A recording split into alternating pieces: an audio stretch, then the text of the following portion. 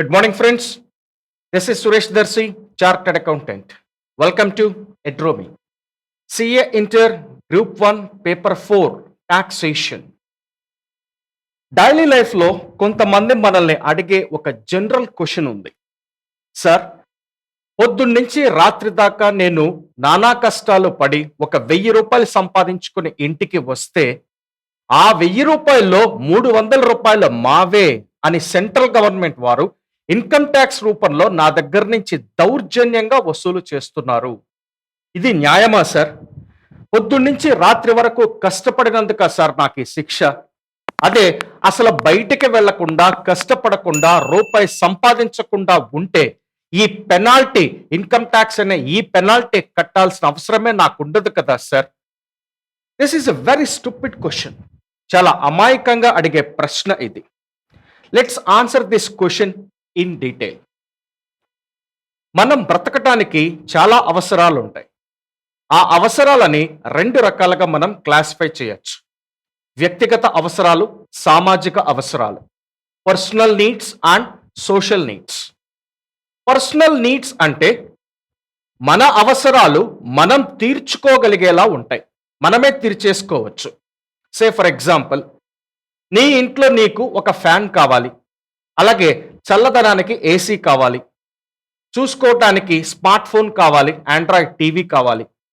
ఇలాంటి అవసరాలన్నింటినీ నువ్వే తీర్చుకోగలవు, నువ్వే తీర్చుకోవచ్చు. ఇలా నువ్వే ఇండివిడ్యువల్గా వ్యక్తిగతంగా తీర్చుకోగలిగిన అవసరాలని వ్యక్తిగత అవసరాలు, పర్సనల్ నీడ్స్ అని పిలుస్తాం. కానీ కొన్ని అవసరాలు ఉంటాయి, అవి నువ్వు ఎంత కోటీశ్వరుడు అయినా సరే నీ వ్యక్తిగతంగా నువ్వు తీర్చుకోలేవు. సే ఫర్ ఎగ్జాంపుల్, హైదరాబాద్ నుంచి తిరుపతి వెళ్ళాలి, దానికోసం ఒక పెద్ద రోడ్డు కావాలి, నేషనల్ హైవే లాంటి రోడ్డు. నువ్వు ఎంత కోటీశ్వరుడు అయినా సరే నీ అంతట నువ్వు రోడ్డు వేసుకొని కారులో డ్రైవ్ చేసుకుంటూ వెళ్ళగలవా? It is not possible. అలాగే నువ్వుంటున్న ఏరియాలో నీకు లా అండ్ ఆర్డర్ ప్రాబ్లం రాకుండా ప్రొటెక్షన్ కావాలి, నువ్వే పోలీసుల్ని రిక్రూట్ చేసుకుని వాళ్ళని మెయింటైన్ చేయగలవా? It is not possible. So ఇలాంటి అవసరాలు మనం వ్యక్తిగతంగా తీర్చుకోలేం. చుట్టూ ఉన్న ప్రజలతో కలిసి సామాజికంగా, సోషల్గా మాత్రమే తీర్చుకోగలిగిన అవసరాలు. సో ఇలాంటి సోషల్ నీడ్స్ని తీర్చటానికే మనం ఎలక్షన్స్లో ఒక గవర్నమెంట్ని ఎన్నుకొని పెడుతున్నాం. ఆ గవర్నమెంట్ చేయాల్సినటువంటి పని మన సామాజిక అవసరాలని తీర్చటమే. మరి మన సామాజిక అవసరాలని తీర్చడానికి గవర్నమెంట్కి కూడా డబ్బు కావాలి. ఆ డబ్బు ఎక్కడి నుంచో రాదు. ఎవరి కోసమైతే ఆ అవసరాలని గవర్నమెంట్ తీరుస్తుందో వాళ్లే ఆ డబ్బులు ఇవ్వాలి. అలా నీ సామాజిక అవసరాలని తీర్చుకోవటం కోసం గవర్నమెంట్కి నువ్విచ్చేటటువంటి కంట్రిబ్యూషన్నే ట్యాక్సెస్ అని పిలుస్తాం. గవర్నమెంట్కి మెయిన్గా ఈ ట్యాక్సెస్ రూపంలోనే డబ్బు వస్తుంది. ఆ డబ్బునే మన సోషల్ నీడ్స్ తీర్చడం కోసం ఖర్చు పెడుతుంది. సో నువ్వు కట్టేటటువంటి ఇన్కమ్ ట్యాక్స్ కానీ లేదా జిఎస్టీ కానీ ఏ ట్యాక్స్ అయినా సరే నీకు అది పెనాల్టీ కాదు, శిక్ష అంతకన్నా కాదు. నీ సామాజిక అవసరాలని, నీ సోషల్ నీడ్స్ని తీర్చుకోవటం కోసం నువ్వు గవర్నమెంట్కి నీ వాటాగా ఇస్తున్నటువంటి contribution. So that is the main purpose why the government is collecting the taxes from the people.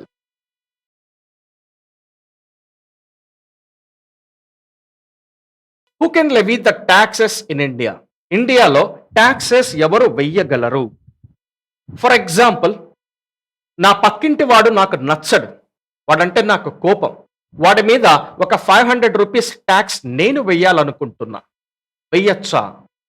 అలాగే ఆఫీస్లో నా కొలీగ్ అంటే నాకు ఇష్టం ఉండదు, వాడి మీద ఒక 10,000 రూపీస్ ట్యాక్స్ నేను వేద్దామనుకుంటున్నా, వెయ్యొచ్చా? ఇలా నాకు నచ్చని వాళ్ళందరి మీద నాకు నచ్చినట్లుగా నేను ట్యాక్సెస్ వెయ్యొచ్చా? The answer is no, it is not possible. ఎందుకు సార్? ఎందుకంటే as per article number 265 of the Constitution of India, there should be an act to levy a tax in India.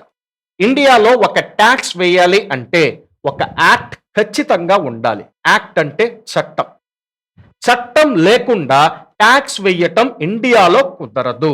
This is what as per article number 265 of the constitution of India. Without the authority of N act, a tax cannot be levied in India. Okay, sir, but what is this Constitution of India? భారత రాజ్యాంగం. Sir, నాకు ఆ constitution of India నచ్చటం లేదు sir. I don't want to follow that constitution of India. Then you don't have any right to live in this country. భారతదేశంలో నువ్వు బ్రతకాలి అంటే నీకు నచ్చినా నచ్చకపోయినా కాన్స్టిట్యూషన్ ఆఫ్ ఇండియాని ఖచ్చితంగా పాటించాల్సిందే. అది భారతీయులందరికీ ఒక భగవద్గీత లాంటిది, ఒక ఖురాన్ లాంటిది, ఒక బైబిల్ లాంటిది. సో ఇండియాలో నువ్వు బ్రతకాలి అంటే ఖచ్చితంగా కాన్స్టిట్యూషన్ ఆఫ్ ఇండియాని పాటించి తీరాల్సిందే. Okay sir, I will follow the constitution of India. So article number 265 ప్రకారం ఒక యాక్ట్ ఉండాలి, అంతే కదా సార్? ఆ యాక్ట్ ఏదో నేనే తయారు చేసుకుంటాను సార్. నేనే యాక్ట్ తయారు చేసుకుని నా పక్కింటి వాడి మీద ట్యాక్స్ వేస్తాను sir. It is not possible. మళ్ళీ ఎందుకు సార్? ఎందుకంటే as per article number 246, as per article number 246 of the constitution of India, acts can be prepared only by parliament and state legislature in India. Parliament and state legislature. భారతదేశంలో చట్టాలను తయారు చేయగలిగిన వ్యవస్థలు రెండే రెండు. ఒకటి పార్లమెంట్, రెండు స్టేట్ లెజిస్లేచర్. స్టేట్ లెజిస్లేచర్ అంటే అసెంబ్లీ. ఈ రెండు చోట్ల మాత్రమే చట్టాలను తయారు చేయగలరు. ఈవెన్ ప్రైమ్ మినిస్టర్ ఆఫ్ ఇండియాకి కూడా చట్టాలను తయారు చేసే పవర్ లేదు. భారత రాష్ట్రపతికి లేదు, సుప్రీంకోర్టు ప్రధాన న్యాయమూర్తికి లేదు చట్టాలను తయారు చేసేటటువంటి పవర్. ఓన్లీ పార్లమెంట్కి, అసెంబ్లీకి మాత్రమే ఉంది. Remember, central government and parliament రెండు ఒకటి కాదు. సెంట్రల్ గవర్నమెంట్ వేరు, పార్లమెంట్ వేరు. అలాగే స్టేట్ గవర్నమెంట్ అండ్ అసెంబ్లీ రెండు ఒకటి కాదు. అది వేరు, ఇది వేరు. సో ఒక స్టేట్ గవర్నమెంట్ చట్టాన్ని తయారు చేయలేదు, అసెంబ్లీ మాత్రమే చేయగలదు. సెంట్రల్ గవర్నమెంట్ చట్టాలను తయారు చేయలేదు, ఓన్లీ పార్లమెంటే చట్టాలని తయారు చేయగలదు. There is a schedule to article number 246, seventh schedule. Seventh schedule to article number 246. ఈ షెడ్యూల్లో ఏం చెప్పారంటే, పార్లమెంట్ ఏ ఏ అంశాలకు సంబంధించి చట్టాలను తయారు చేయొచ్చు, అలాగే అసెంబ్లీ ఏ ఏ అంశాలకు సంబంధించి చట్టాలను తయారు చేయొచ్చు, క్లియర్గా డీటెయిల్గా సపరేట్ చేసి మరీ చెప్పారు. ఈ సెవెంత్ షెడ్యూల్లో 3 లిస్ట్స్ ఉన్నాయి. లిస్ట్ నెంబర్ 1, లిస్ట్ నెంబర్ 2, అలాగే లిస్ట్ నెంబర్ 3. లిస్ట్ 1నే యూనియన్ లిస్ట్ అని పిలుస్తాం.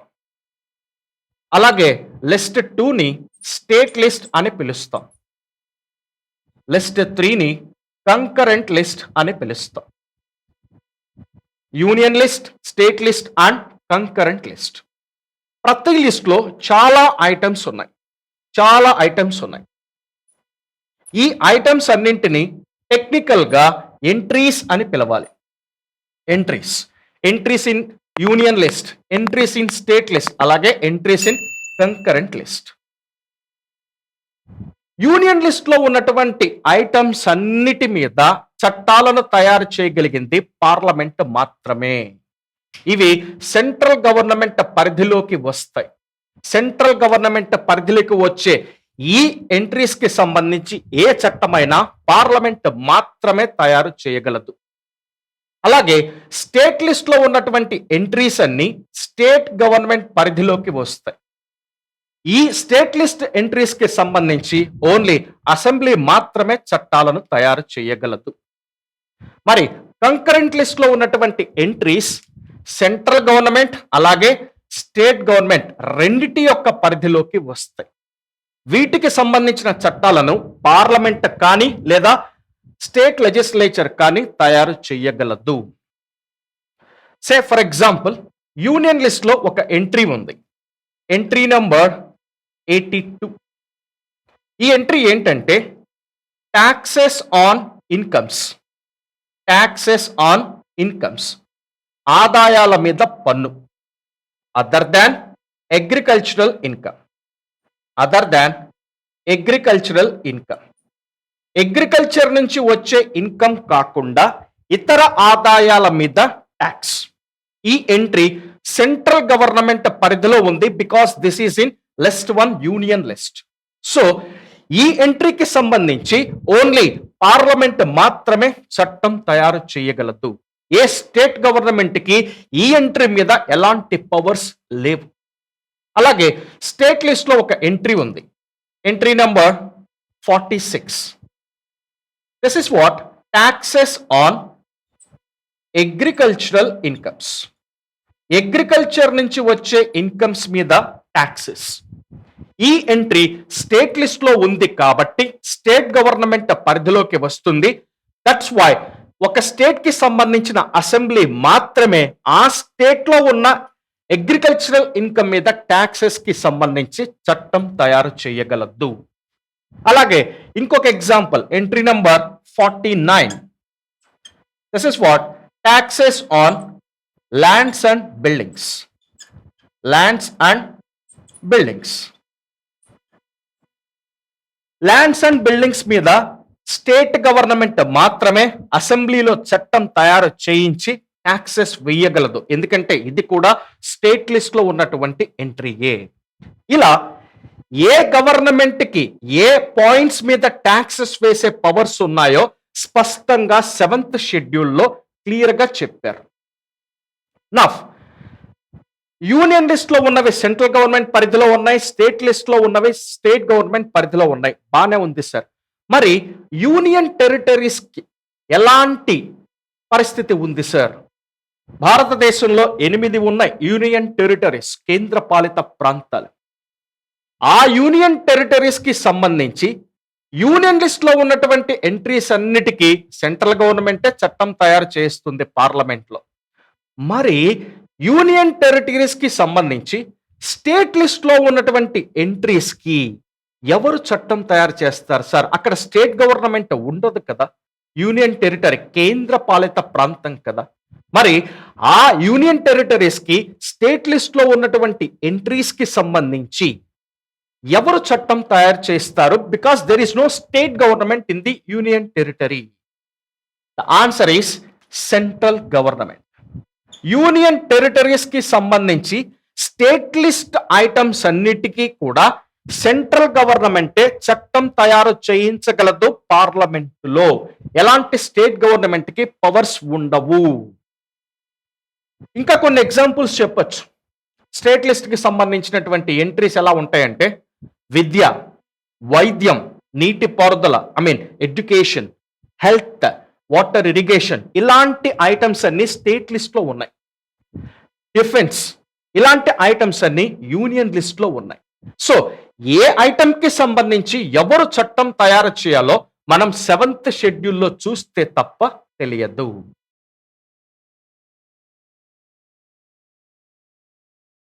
Very good. యూనియన్ లిస్ట్ లో ఉన్నటువంటి ఎంట్రీస్ అన్ని సెంట్రల్ గవర్నమెంట్ పరిధిలోకి వస్తాయి. సో పార్లమెంటులో సెంట్రల్ గవర్నమెంట్ చట్టం తయారు చేస్తుంది. బానే ఉంది సార్. అసలు ఈ చట్టాలు ఎలా తయారవుతాయి సార్? ఏ దేశంలో అయినా సరే చట్టాలని, యాక్ట్స్ ని తయారు చేసేది ప్రభువులే, కింగ్స్ అండ్ క్వీన్స్ మాత్రమే చట్టాలను తయారు చేయగలరు. మరి మన భారతదేశం ప్రజాస్వామ్య దేశం, డెమోక్రటిక్ కంట్రీ. డెమోక్రటిక్ కంట్రీలో ప్రజలే ప్రభువులు. All the people are the kings and queens. అంటే భారతదేశంలో ఉన్న 140 కోట్ల మంది ప్రజలే చట్టాలను తయారు చేయగలరు. మరి ఎలా తయారు చేస్తారు? వీళ్ళందరూ వెళ్ళి పార్లమెంటులో కూర్చొని 1 by 1 మనకి ఈ రూల్స్ కావాలి, ఈ రెగ్యులేషన్స్ కావాలి అని 140 కోట్ల మంది పార్లమెంటులో కూర్చొని చట్టాలు తయారు చేస్తారా సార్? That is impossible. మరి ఎలా తయారవుతాయి?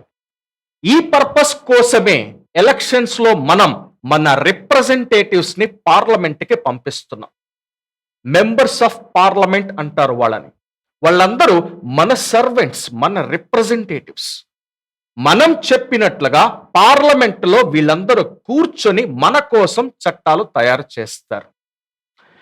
Say for example, central government ఒక ఐటెంకి సంబంధించి, యూనియన్ లిస్ట్ లో ఉన్న ఒక ఐటెంకి సంబంధించి ఒక చట్టాన్ని తయారు చేద్దాం అనుకుంటుంది. ఫస్ట్ అదేం చేయాలంటే, అయ్యా మేము ఈ ఐటెం మీద ఇలాంటి చట్టం తయారు చేయాలనుకుంటున్నాము, ఇది మా ప్రపోజల్ అని వాళ్ళ ప్రపోజల్ ని పార్లమెంట్ లో ప్రవేశపెట్టాలి, లోక్సభ అండ్ రాజ్యసభలో.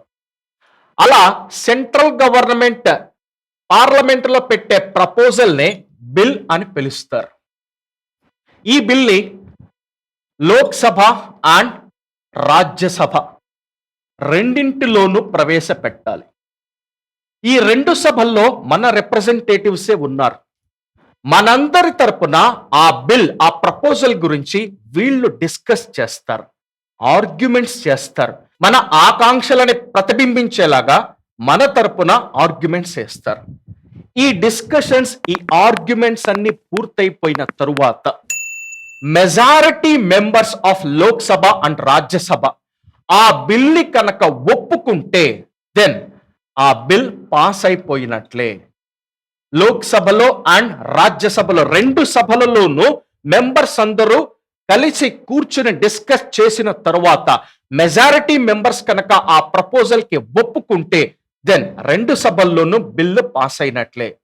అలా పాస్ అయినటువంటి బిల్లుని ప్రెసిడెంట్ ఆఫ్ ఇండియా దగ్గరికి పంపిస్తారు. ప్రెసిడెంట్ ఆఫ్ ఇండియా దగ్గరికి పంపిస్తారు. ఆయన కూడా ఆ ప్రపోజల్ కి తన అంగీకారం తెలిపితే, if the president of India gives his consent to that bill, then ఆ బిల్ యాక్ట్ గా మారిపోతుంది. సో యాక్ట్ గా ఒక బిల్ మారాలి అంటే నెంబర్ 1, లోక్సభ అండ్ రాజ్యసభలో మెజారిటీ మెంబర్స్ ఒప్పుకోవాలి, ప్లస్ ప్రెసిడెంట్ ఆఫ్ ఇండియా కూడా ఒప్పుకోవాలి. అప్పుడే అది యాక్ట్ అవుతుంది. అలా అయినటువంటి యాక్ట్ ని official gazette of India, official gazette of India లో ప్రచురిస్తారు. అఫీషియల్ గెజెట్ అంటే ఏమిటి సార్? భారతదేశ ప్రభుత్వపు రాజపత్రిక. గవర్నమెంట్ తీసుకున్నటువంటి నిర్ణయాలు చట్టాలుగా మారితే ఆ చట్టాలని అఫీషియల్ గెజెట్, భారతదేశ ప్రభుత్వపు రాజపత్రికలో ప్రచురించిన తరువాతనే భారతదేశంలో ఆ యాక్ట్ ఇంప్లిమెంట్ అవుతుంది. సో ఏ రోజునైతే అఫీషియల్ గెజెట్ లో ఇది పబ్లిష్ అవుతుందో ఆ రోజు నుంచి ఆ యాక్ట్ ఇండియాలో అప్లై అవుతున్నట్లే.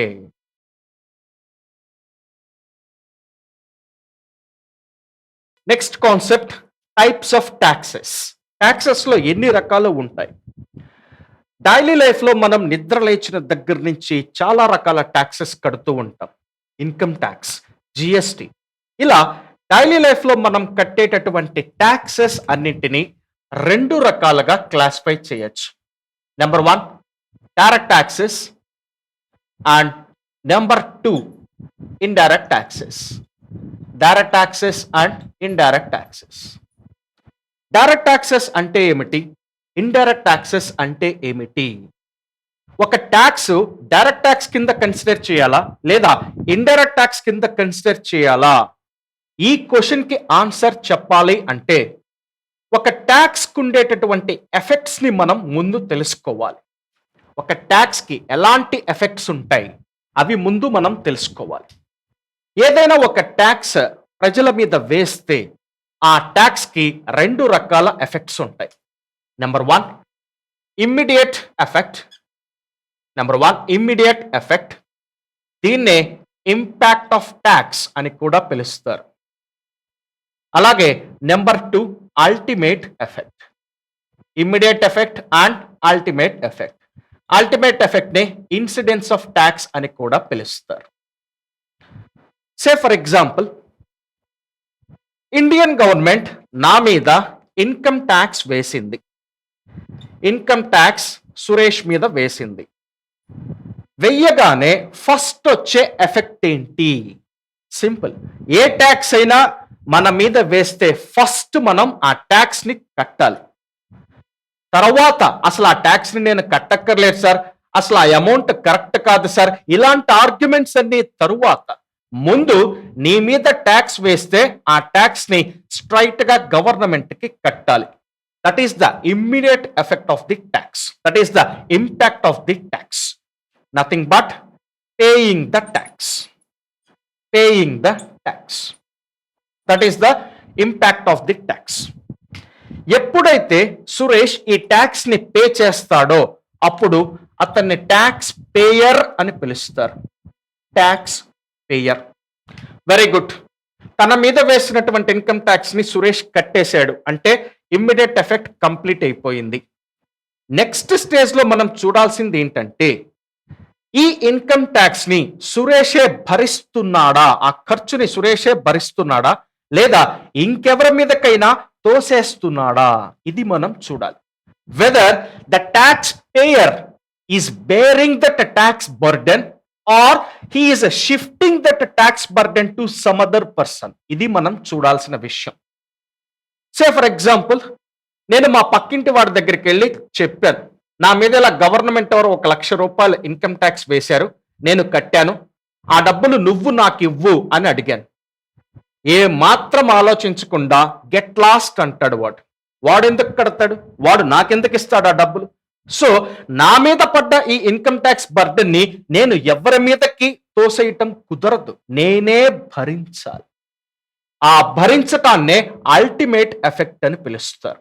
సో అల్టిమేట్ ఎఫెక్ట్ అంటే bearing the tax. Bearing the tax. ఆ ట్యాక్స్ బర్డెన్ ని ఎవరు భరిస్తున్నారు, ఇది మనం చూడాల్సిన విషయం. ఇన్కమ్ ట్యాక్స్ కేసులో నేనే ట్యాక్స్ పే చేశాను, అలాగే నేనే ఆ ట్యాక్స్ ని భరించాలి.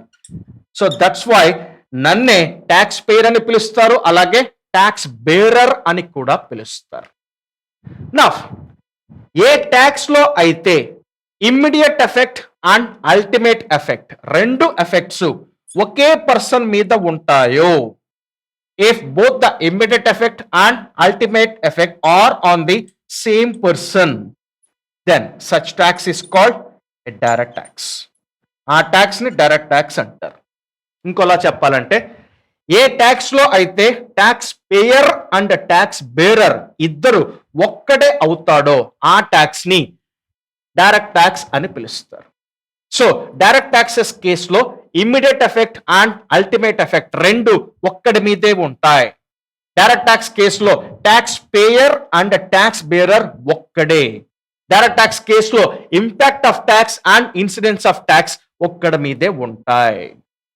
నెక్స్ట్ ఇంకొక ఎగ్జాంపుల్ని తీసుకుందాం.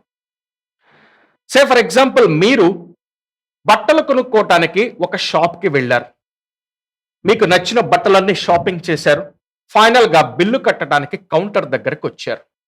ఎంత అయింది నా బిల్ అమౌంట్ అని అడిగారు. 10,000 రూపీస్ సార్, ప్లస్ దీని మీద జిఎస్టి ఒకటి కట్టాలి, goods and services tax at the rate of 18%, అది 1,800 సార్, మొత్తం 11,800 కట్టాలి సార్ అని చెప్పాడు trader. This is what GST.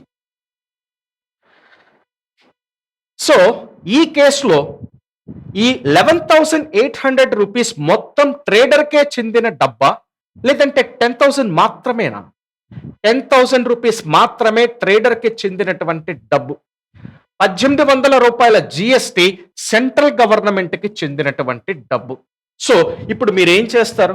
ఈ 10,000 రూపీస్ ట్రేడర్ కి ఇచ్చేసి షాప్ బయటకు వచ్చి సైకిల్ వేసుకొని జిఎస్టి ఆఫీస్ కి వెళ్ళి, సార్ ఇలా నేను బట్టలు కొన్నాను, దాని మీద 1,800 రూపాయల జిఎస్టి ఇదిగోండి సార్ అని జిఎస్టి ఆఫీసర్ ఆ 1,800 రూపాయలు ఇచ్చి ఇంటికి వెళ్తావా? ఇలాగా జరుగుతుంది మీ షాపింగ్ అంతా? నో. ఇలా అయ్యే పని అయితే పొద్దున లేచిన దగ్గర నుంచి రాత్రి వరకు చాలా సార్లు మనం జిఎస్టి ఆఫీస్ చుట్టూ తిరుగుతూ ఉండాలి. ఎందుకంటే కోల్గేట్ టూత్ పేస్ట్ దగ్గర నుంచి రాత్రి పడుకునే ముందు తాగే పాల వరకు మనం చాలా ఐటమ్స్ రోజు కొంటూనే ఉంటాం. ప్రతి ఐటమ్ మీద జిఎస్టి కడుతూనే ఉంటాం. ప్రతి పర్చేస్ లోనూ మనం జిఎస్టి డబ్బులు గవర్నమెంట్ కి మాత్రమే స్ట్రైట్ గా ఇస్తాము అని అనుకుంటే రోజుకి కనీసం ఒక 20-30 సార్లు జిఎస్టి ఆఫీస్ కి వెళ్ళి రావాలి. ఇలా జరగదు. మరి ఎలా జరుగుతుంది సార్? ఈ 11,800 రూపీస్ ని మీరు ట్రేడర్కే పే చేస్తారు. ఆ 11,800 లో ట్రేడర్ తనకు రావలసినటువంటి 10,000 రూపీస్ డబ్బుని శుభ్రంగా జేబులో పెట్టుకుంటాడు. గవర్నమెంట్ కి చెందినటువంటి 1,800 రూపీస్ ని సపరేట్ గా ఒక పక్కన పెడతాడు. ఇలా ఆ మంత్ మొత్తం ట్రేడర్ చేసినటువంటి ప్రతి సేల్ ట్రాన్సాక్షన్ లోనూ జిఎస్టిని కలెక్ట్ చేసి సపరేట్ గా పక్కన పెడతాడు. నెలాఖరుకి మొత్తం కలెక్ట్ చేసినటువంటి జిఎస్టిని సెంట్రల్ గవర్నమెంట్ వారికి ట్రేడర్ మనందరి తరపున, కస్టమర్స్ అందరి తరపున అతడు కడతాడు. ఇది జరిగేది. దీన్నే ఇంకొక రకంగా మనం అనలైజ్ చేస్తే, ప్రతి నెలాఖరుకి సెంట్రల్ గవర్నమెంట్ వారు ట్రేడర్ మీద జిఎస్టిని లెవీ చేస్తారు. లెవీ అంటే విధించటం. జిఎస్టిని లెవీ చేస్తారు, ట్యాక్స్ వేస్తారు. వేసిన వెంటనే ట్రేడర్ ఆ జిఎస్టి అమౌంట్ ని గవర్నమెంట్ కి కట్టేయాలి. Very good. అంటే జిఎస్టి కేసులో ట్యాక్స్ పేయర్ ట్రేడర్ అవుతాడు. The immediate effect of GST is on trader. Very good. మరి ఆ ట్రేడర్ యొక్క ఖర్చా ఈ జిఎస్టి అంతా, లేకపోతే అతడి దగ్గర బట్టలు కొన్నటువంటి కస్టమర్స్ భరించాల్సిన ఖర్చా? కస్టమర్స్ భరించాల్సిన ఖర్చు, అతడి ఖర్చు కాదు. నెల మొత్తం అతడు చేసినటువంటి సేల్ ట్రాన్సాక్షన్స్ లో జిఎస్టిని కస్టమర్స్ నుంచి రికవరీ చేసి, అలా రికవరీ చేసిన జిఎస్టిని మనందరి తరపున గవర్నమెంట్ కి ట్రేడర్ కడుతున్నాడు. అంటే ఈ కేసులో ట్యాక్స్ బేరర్, ట్రేడర్ కాదు, మరి customer. Customer is the tax bearer. తన మీద పడ్డటువంటి జిఎస్టి ట్యాక్స్ బర్డన్ ని ట్రేడర్ కస్టమర్స్ మీదకి షిఫ్ట్ చేస్తున్నాడు. కస్టమర్స్ నుంచి ఆ జిఎస్టిని రికవరీ చేసి గవర్నమెంట్ కి కడుతున్నాడు. అంటే జిఎస్టి కేసులో ఇమ్మీడియట్ ఎఫెక్ట్ ఒక పర్సన్ మీద, ట్రేడర్ మీద ఉంది. అల్టిమేట్ ఎఫెక్ట్ ఇంకొక పర్సన్, కస్టమర్ మీద ఉంది. That means the impact of GST and the incidence of GST are on different persons మీద ఉంది. అలా కనుక ఉంటే ఆ ట్యాక్స్ ని ఇండైరెక్ట్ ట్యాక్స్ అని పిలుస్తాం. Indirect tax. So indirect tax కేసులో immediate effect, impact of tax ఒకటి మీద ఉంటుంది. Ultimate effect, incidence of tax ఇంకొకటి మీద ఉంటుంది. ఇండైరెక్ట్ ట్యాక్స్ కేసులో ట్యాక్స్ పేయర్ ఒకడు, ట్యాక్స్ బేరర్ ఇంకొకటి. ఇలాంటి కేసెస్ ని మనం చాలా ట్యాక్సెస్ విషయాల్లో చూస్తూ ఉంటాం.